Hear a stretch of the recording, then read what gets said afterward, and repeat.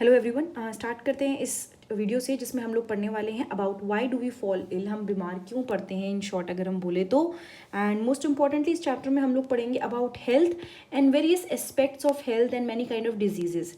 Now सबसे पहली चीज़ यहाँ पे लिखी है, जब हम एक्सरसाइज करते हैं तब we realise that health and disease in human communities are very complex issues with many interconnected causes.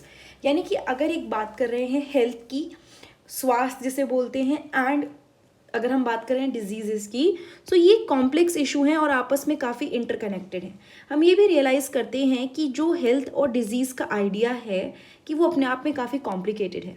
When we ask what causes diseases and how we prevent them, we have to begin by asking what this notion mean.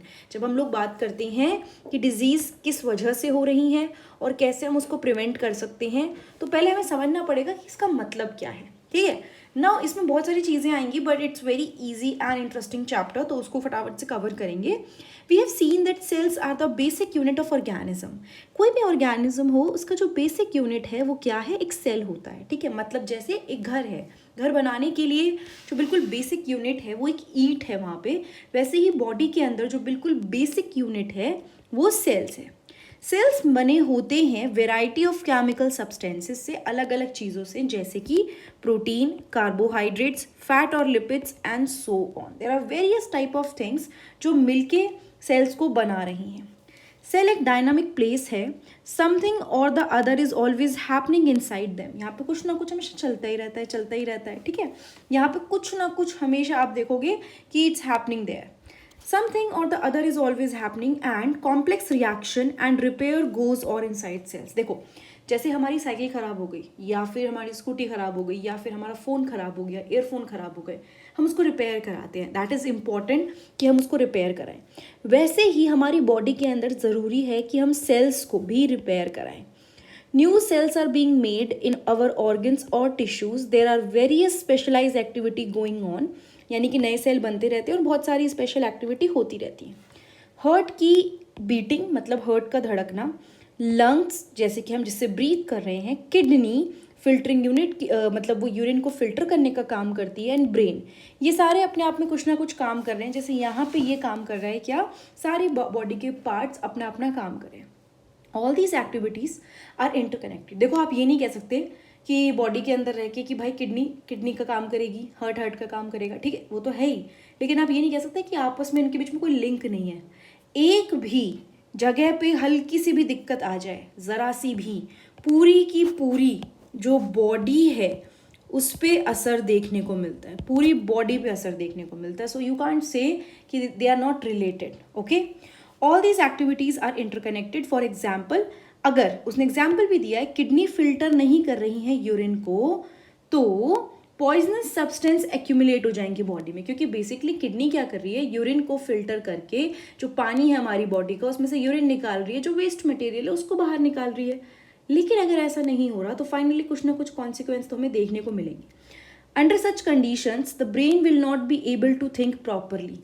ऐसे में brain काम नहीं कर पाएगा, और कहीं ना कहीं ये सारी एक्टिविटीज़ आपस में इतनी लिंक हैं कि एनर्जी एंड रॉ मटेरियल की हमको ज़रूरत है। Food is a necessity for sale and tissue function. खाना चाहिए सेल के काम करने के लिए एंड टिश्यू के काम करने के लिए। आप कई बार पढ़ चुके हैं कि हमारी बॉडी के अंदर सेल क्या करता है, सेल के अंदर मतलब बेसिकली जो खाना है वो जाके वहाँ पे एनर्जी रिलीज करता है। एनर्जी से हमारी बॉडी फंक्शन करती है, हमारे टिश्यूज फंक्शन करते हैं। Anything that prevent proper functioning of cells and tissue will lead to lack of proper activity of the body. कोई भी ऐसी बाधा, कोई भी ऐसी प्रॉब्लम जिसकी वजह से, जिसे कहते हैं सेल और टिश्यू प्रॉपर फंक्शन नहीं करेंगे, तो बॉडी में लैक ऑफ प्रॉपर एक्टिविटीज़ नहीं हो पाएंगी। नाउ अब हम बात करेंगे हेल्थ के बारे में, डिजीज़ के बारे में। एनसीईआरटी में क्या करते हैं ना, पहले आपको एक बताते हैं, हल्का सा आइडिया देते हैं कि भाई पढ़ने क्या वाले हो, उसके बाद फाइनल जो स्टार्टिंग है उससे स्टार्ट करते हैं मेन चीज़ से। The significance of health. We have heard the word health used quite frequently. हमने सुना है कि हेल्थ वर्ड बहुत बार यूज़ होता है, हम खुद ही उसे इतनी बार यूज़ करते हैं। जैसे कि हम बोलते हैं कि कई बार हमारी ग्रैंड मदर की हेल्थ ठीक नहीं है, हमारे टीचर्स भी कहते हैं ये एक हेल्दी एटीट्यूड नहीं है, ये एटीट्यूड अच्छा नहीं है आपका, इट्स नॉट हेल्दी एटीट्यूड। तो ये हेल्थ का मतलब क्या है? अगर हम रियलाइज़ करें, हेल्थ का बेसिक मतलब जो यहाँ पे अप्लाई हो रहा है दैट इज़ बीइंग वेल। आप ठीक से रहें, एंड ठीक से रहने का मतलब is not related to just the physical health, but there are many other factors जो यहाँ पे रोल प्ले कर रहे हैं। We can think of this well being as effective functioning. हम ये समझ सकते हैं कि इसका मतलब है इफेक्टिव तरह से फंक्शन करना। For our grandmothers, being able to go out to the market or to visit neighbor is being well, and not being able to do such thing is poor health. हाँ, उसने क्या बोला? For our grandmothers, हमारी mothers के लिए, मतलब कि being able to go out और मार्केट और नेबर को मिल के आना, अगर वो ये काम कर पाते थे तो वो बीइंग वेल में काउंट होता था। और इसका मतलब होता था कि हम, अगर उनकी तबीयत ठीक नहीं है तो मतलब पुअर हेल्थ, और अगर ऐसा नहीं कर पाते तो वो पुअर हेल्थ में आ जाता था। ठीक है। Being interested in following the teaching in the classroom so that we can understand the world is called an healthy attitude. Class में इंटरेस्ट लेना ताकि आप समझो कि वर्ल्ड में क्या चल रहा है, that will come under the healthy attitude. While not being interested is called the opposite. आप अगर क्लास में ध्यान नहीं दे रहे हो, इधर उधर देख रहे हो, ताड़ रहे हो, कुछ भी कर रहे हो, ऐसी सिचुएशन के अंदर आपको बोलेंगे भाई आपका एटीट्यूड हेल्दी नहीं है बिल्कुल भी, है ना। सो ये चीज़ जो है ना, ये बहुत ज़्यादा असर डालती है। तो हेल्थ का मतलब ऐसा नहीं कि हमारी बॉडी अच्छी चल रही है, बहुत सारे फैक्टर्स होते हैं जो डिटरमाइन करते हैं कि हमारी बॉडी कैसे कर रही है काम, क्या चल रहा है। Now personal and community issue both matter for health. दोनों की कदर है भाई, पर्सनल भी एंड कम्युनिटी इश्यूज।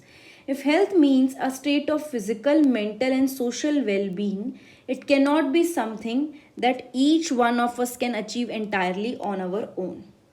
Now, अगर हम बात कर रहे हैं हेल्थ की, कि हेल्थ का मतलब है state of physical, mental and social wellbeing. देखो, मैं ना इस चीज़ को बहुत अच्छे से फोकस करना चाहती हूँ। अगर कोई आपसे हेल्थ के बारे में बात कर रहा है तो इसका मतलब है आप फिजिकली भी फिट हो, आप मेंटली भी फिट हो एंड सोशली वेलबींग हो। देखो इंडिया में ना क्या होता है, मेंटल को ना, जब कोई मेंटल टेंशन हो, मेंटल प्रॉब्लम हो, मेंटल प्रॉब्लम का मतलब पहली बात तो पागल होना नहीं होता, बट उसको बहुत हल्के में ले लेते हैं। उसको ऐसा मानते हैं कि अरे ये तो पागल है, मतलब ऐसा, इस तरह का एक नज़रिया है जो कि नहीं है। If someone is suffering from depression, आजकल के बच्चों को सब पता होता है, बट अगर किसी को डिप्रेशन है, किसी को कोई दिक्कत है, वो कुछ भी प्रॉब्लम है, उसको इनफैक्ट एंजाइटी है, कुछ भी चीज़ें हैं, वो सब हमारा आ जाएगा कि भाई मेंटली थोड़ा सा मतलब ज़रूरत है कि इस बच्चे को ध्यान दिया जाए। लेकिन इसका मतलब ये नहीं है कि वो बच्चा पागल है। तो यहाँ पे फिजिकल हेल्थ, ओवरऑल बॉडी की हेल्थ, मेंटली हम कैसा सोच पा रहे हैं, कितना सोच पा रहे हैं, एंड सोशल वेलबींग, ये सारी चीज़ें ज़रूरी हैं। It can not be something that each one of us can achieve entirely on our own. ये ऐसा कुछ नहीं है कि हम अपने आप ही कर लेंगे बस कि हो गया। देखो कोई बहुत अच्छी हेल्थ वाला बच्चा हो, जिसका दिमाग भी ठीक हो, लेकिन वो बाहर वाले लोगों के साथ बहुत ही गंदे एटीट्यूड के साथ बात करता है, अच्छे से बात नहीं करता, तो आप उसको ये नहीं बोलोगे कि ये बहुत ही फिट है, ये बहुत ही हेल्दी है। तब आप बोल देते हो इसका एटीट्यूड ही हेल्दी नहीं है, ये ठीक ही नहीं है ना। तो वहाँ पे तीनों फैक्टर्स काउंट करेंगे। कौन से तीनों factors? Physical, mental and social wellbeing. ठीक है। The health of all organism will depend on their surrounding और देयर इन्वायरमेंट। यस, हेल्थ का बहुत लेना देना है इस बात से कि हमारा सराउंडिंग कैसा है और इन्वायरमेंट कैसा है। The environment include the physical environment. Environment में क्या हुआ? फिजिकल इन्वायरमेंट, यानी कि आसपास की चीज़ें। ठीक है। For example, health is at risk in a cyclone in many ways. यानी कि अगर हम बात करें एक साइक्लोन आने वाला है तो हेल्थ रिस्क पे है, आसपास का इन्वायरमेंट में साइक्लोन आने वाला है, बट इसकी वजह से हेल्थ पे असर पड़ सकता है किसी भी time. Human being lives in society. Human beings जो हैं वो सोसाइटी में रहते हैं। ठीक है, पता है, सबको पता है। अवर social environment therefore is an important factor in our individual health. तो हमारा सोशल इन्वायरमेंट जो है वो एक इम्पॉर्टेंट फैक्टर है हमारी हेल्थ के लिए। We live in villages, town or cities. In such places, even our physical environment is decided by our social environment. जहाँ पे भी हम रह रहे हैं, चाहे हम विलेज में रह रहे हैं, चाहे हम टाउन में रह रहे हैं, चाहे हम सिटी में रह रहे हैं, यहाँ पे फिजिकल इन्वायरमेंट का जो मतलब कैसा होगा इन्वायरमेंट, कहीं ना कहीं इसका असर किस बात पे पड़ेगा, किस बात से इस पे असर पड़ेगा, हमारे सोशल इन्वायरमेंट से, आसपास के लोग कैसे हैं, क्या थिंकिंग रखते हैं, क्या चीज़ें हैं. Consider what would happen if no agency is ensuring that garbage is collected and disposed. Best example है भाई, सपोज हम ऐसी जगह पे रह रहे हैं जहाँ पे जो भी एजेंसी है कोई भी गार्बेज को कलेक्ट ही नहीं कर रही है एंड डिस्पोज ही नहीं कर रही है. What would happen if no one take responsibility for clearing the drains and ensuring that water does not collect in the streets or open spaces? तो यहाँ पे उसने क्या बोला कि क्या होगा अगर कोई भी रिस्पॉन्सिबिलिटी ले ही ना किस चीज़ की, साफ करने की ड्रेन्स को एंड इंश्योर करने की वाटर कलेक्ट ना हो एक जगह में, है ना. सो ये थोड़ा दिक्कत का काम है. So if there is a great deal of garbage thrown in our streets, अगर काफ़ी सारा कचरा फेंका जाता है स्ट्रीट्स वगैरह में, और if there is an open drain water line stagnant, stagnant मतलब वाटर खड़ा हुआ है, स्थिर है, और वहाँ खुला ड्रेन मतलब नाला टाइप है जहाँ पे हम रह रहे हैं, तो आप इस बात के बारे में खुद ही एज्यूम कर सकते हो कि ज़्यादा चांसेस हैं कि हमारी हेल्थ बिगड़ेगी, क्योंकि यहाँ पे हमारे इन्वायरमेंट ने डायरेक्ट असर डाला हमारी हेल्थ के ऊपर. ठीक है, समझ में आया. इसीलिए public cleanliness is important for individual health. तो हम ऐसा नहीं कह सकते कि भाई मैं यहाँ रह रहा हूँ इस घर के अंदर और मेरे पड़ोसी अड़ोसी कहीं पे कुछ भी हो रहा हो मुझे फ़र्क नहीं पड़ता, हमें पड़ेगा ही पड़ेगा. उसके बिना तो मतलब आप कर ही नहीं सकते ना ये बात. सो ये तो एक सिंपल सी चीज़ हुई. उसके बाद आपको एक्टिविटी करने के लिए भेज देंगे कि आप प्रोविज़न ढूंढिए, लोकल अथॉरिटी के बारे में पता कीजिए, सप्लाई, क्लीनिंग, ड्रिंकिंग वाटर, इस सब के बारे में क्या सारे लोगों के पास एक्सेस है, ये सारी चीज़ें आपको करने को कहेंगे. नाउ हम लोगों को ज़रूरत है फूड की हेल्दी होने के लिए, और ये जो फूड है ना ये पूरी तरह से मतलब हमें अर्न करना है बाय डूइंग वर्क. ऐसा तो है नहीं कोई बैठ के खाना दे जाएगा, हमको काम तो करना पड़ेगा. For this the opportunity to do work has to be available. उसके लिए ज़रूरी है कि भाई हमारे पे काम करने की अपॉर्चुनिटी हो, काम करना है, जॉब नहीं है, ये भी एक इशू है. सो अगर हम बात करें यहाँ पे, सो एक सिंपल सी बात आ रही है, we need to be happy in order to be truly healthy. हमें खुश होने की ज़रूरत है, मतलब हमें खुश रहना पड़ेगा अगर हम चाहते हैं हम हेल्दी हों. And if we mistreat each other and are afraid of each other we can not be happy. भाई सिंपल सी बात है, कोई पर्सन बहुत डरा रह रहा है, बहुत सैड रह रहा है, उसके पास सब कुछ है, वो पर्सन की फिजिकल हेल्थ बहुत अच्छी है, वो लोगों से अच्छे से बात करता है, लेकिन वो अंदर से खुश नहीं है. तो क्या आप मतलब कभी कभार ना खुश होना इज़ अ डिफरेंट थिंग कि पापा ने ये नहीं दिलाया, मम्मी ने ये नहीं दिलाया, वो डिफरेंट चीज़ है. लेकिन मेजॉरिटी ऑफ द केसेस में आप ये नहीं कह सकते ना कि भैया वो बंदा एकदम हेल्दी है अगर वो बिल्कुल खुश ही नहीं रहता, वो पूरे टाइम परेशान रहता है. So that can be a thing जिसमें आप बोल सकते हो कि भाई यहाँ पे हेल्थ इस पूरी तरह से फाइन नहीं है, मतलब इज़ नॉट फाइन बिकॉज वो पर्सन पूरी तरह से खुश नहीं है. ठीक है. So social equality and harmony are there for necessary for individual health. ठीक है, इसीलिए ज़रूरत है किस चीज़ की, सोशल इक्वालिटी की एंड हार्मनी. आपस में you know we have to be like कि हाँ समझे सामने वाले को, सामने वाला हमें समझे, एंड ओवरऑल हम अच्छे से रहें. हार्मनी इज़ लाइक पीस में रहें, ढंग से रहें, मिलजुल के रहें.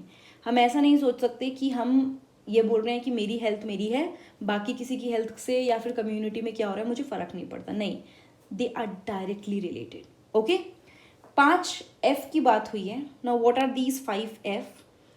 Protect the water source, treat and store water safely. पानी को पहले बचाओ, ठीक है, और उसको ट्रीट अच्छे से करो सेफली. आप कुछ भी खाना खाने से पहले हाथ को अच्छे से धो.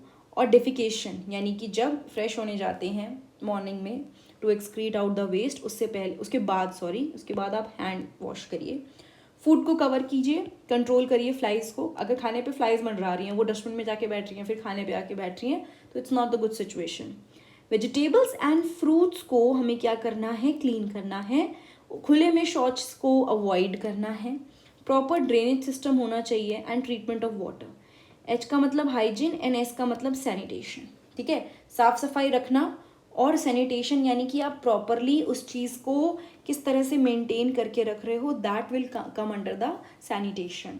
Hygiene is everything, A to Z. साफ सफाई पूरी तरह से कैसे रखोगे, क्या करोगे. ठीक है, तो दोनों को मिल के काम करना है. हाइजीन सैनिटेशन दोनों का ध्यान रखना है यहाँ पे. ठीक है ना. Distinction between healthy and disease free. आप थोड़ा सा इसके बीच में समझेंगे कि डिफरेंस क्या है, क्या बात हो रही है. If this is what we mean by health, what do we mean by disease? अगर हम ये सब कह रहे हैं कि हेल्थ इज वेल बीइंग और ये सब कुछ है, ठीक है, तो डिजीज का मतलब क्या है? एक्चुअली में नाम से पता चल रहा है, नाम से ही देखो क्या लिखा है, इसने लिखा है disease is disturbed ease. Disturbed ease का मतलब क्या हुआ यहाँ पे? Disease in other word, ease मतलब हम आराम से हैं, लेकिन अब हम आराम से नहीं है, हमारी आराम जो था उसमें डिस्टर्बेंस आ गई है, ठीक है। डिजीज का मतलब डिस्टर्ब्ड ईज, जो आराम था वो उसमें डिस्टर्बेंस आ गई है। So disease in other word literally means being uncomfortable, इसका मतलब होता है अनकंफर्टेबल होना। However the word is use in a more limited meaning, लेकिन यहाँ पे वर्ड यूज होता है बहुत लिमिटेड मीनिंग के साथ। We talk of disease when we can find a specific and particular cause for discomfort. हम डिजीज की बात करते हैं तब जब हमें पता है कि कोई पर्टिकुलरली डिस्कम्फर्ट बॉडी के साथ है, कोई रीज़न है जिसकी वजह से we are not at comfort, we are having this discomfort. This does not mean that we have to know the absolute final cause. We can say that someone is suffering from diarrhea without knowing exactly what has caused the loose motion. अब ये नहीं कि आप उसकी जड़ तक पता लगाएं कि भैया लूज मोशन हुआ है तो क्यों हुआ है, अगर पता चलेगा तो ही डिजीज़ बोलेंगे, उसके अलावा डिजीज़ नहीं बोलेंगे, नहीं ऐसा नहीं है। ऑब्वियसली हम लोग सिर्फ और सिर्फ उसका जो अभी जो चल रहा है वो देख के पता लगा सकते हैं, तो उसके बेसिस पे वी कैन से कि हाँ that person is suffering from diarrhoea and वो एक डिजीज़ हो गई उस टाइम पे, लेकिन ये नहीं कि उसका कॉज पता हो, कुछ भी हो सकता है, multiple cause can be there. We can not easily see that it is possible to be in a poor health without actually suffering from a particular disease. इस एग्जाम्पल से एक चीज़ और पता चल रही है कि ज़रूरी नहीं है कि हम लोग क्या हो, एक पर्टिकुलर डिजीज़ मतलब से गुजर रहे हों, हम पुअर हेल्थ पे हो सकते हैं एक्चुअल डिजीज़ हुए बिना। Simply not being disease is not the same as being healthy. अगर डिसीज़ नहीं है, डिजीज़ नहीं है, तो आप ये नहीं कह सकते कि आप हेल्दी हो सकता है आपको डिजीज़ नहीं है लेकिन तब भी आपकी हेल्थ पुअर हो। Good health for a dancer may mean able to stretch his body into difficult but graceful position. अब एक डांसर है उसके लिए गुड हेल्थ का मतलब है कि भाई वो अपनी बॉडी को अच्छे से स्ट्रेच कर सके, ढंग से प्रॉपरली ग्रेसफुल पोजीशन में स्ट्रेच कर सके। और on the other hand good health एक म्यूजिशियन के लिए उसका मतलब हो सकता है कि उसकी ब्रीथिंग कैपेसिटी जो है वो उस हिसाब से काम करे या कंट्रोल हो कि वो अपने फ्लूइड पे या जहाँ पे भी है वो नोट्स वगैरह को कंट्रोल कर सके। To have the opportunity to realize the unique potential in all of us is also necessary for real health. आपको पता होना चाहिए कि भाई आपका पोटेंशियल क्या है, तो वो एक चीज़ है विच कैन इंश्योर कि इसे कहना चाहिए कि हेल्थ कैसी है क्या है। तो आपको मैं एक क्रक्स बताती हूँ सिंपल सा, बिफोर आई मूव फॉरवर्ड, ये ख़त्म तो हो ही चुका है ऑलमोस्ट, इसको पढ़ देते हैं। So we can be in poor health, we can be in poor health without there being a simple cause in the form of identifiable disease. This is the reason why when we think about health, we think about society and community. On the other hand, when we think about disease, we think about individual sufferers. Simple सी बात है, किसी को आप बोल रहे हो कि वो हेल्दी नहीं है, तो अगर उसकी बॉडी में कोई प्रॉपर डिजीज़ नहीं है, लेकिन अगर वो खुश भी नहीं है, सैड है, परेशान है, कुछ भी रीज़न हो सकता है, जितना काम हो सकता है उतना नहीं कर पा रहा है, तब भी आप बोलोगे कि उसको डिजीज़ है, ठीक है। लेकिन अगर आप मतलब सॉरी, तब भी आप उसको बोलोगे, sorry I like to rectify that, तब भी आप बोलोगे कि वो क्या है, वो हेल्दी नहीं है। लेकिन अगर कोई पर्सन के बारे में आप बोलोगे कि उसको ना डिजीज़ हो गई है, ये वाली है, ये डिजीज़ हो गई है, तो आपके दिमाग में ये नहीं आएगा कि आसपास की चीज़ें क्या हो रही हैं क्या नहीं हो रहा, उसके आपके दिमाग में सीधे वो पर्सन आएगा इंडिविजुअली जिसको वो प्रॉब्लम हो रही है। तो अगर आप कह रहे हो आप हेल्दी नहीं हो, इसका मतलब ये नहीं है कि आपको क्या है, डिजीज़ है। इसका मतलब ये है कि बस आप उस स्टेज पे हेल्दी नहीं हो। ये चीज़ बहुत इजी है, nothing complicated. I really hope आपको समझ में आया होगा। अगर आपको यहाँ तक समझ में आया है तो फिर आप लाइक कर दीजिए, फिर मैं आगे बढ़ के आपको पढ़ाना शुरू करती हूँ जो आगे का पार्ट है which is also very important. And यहाँ से आपका मेन डिजीज़ एंड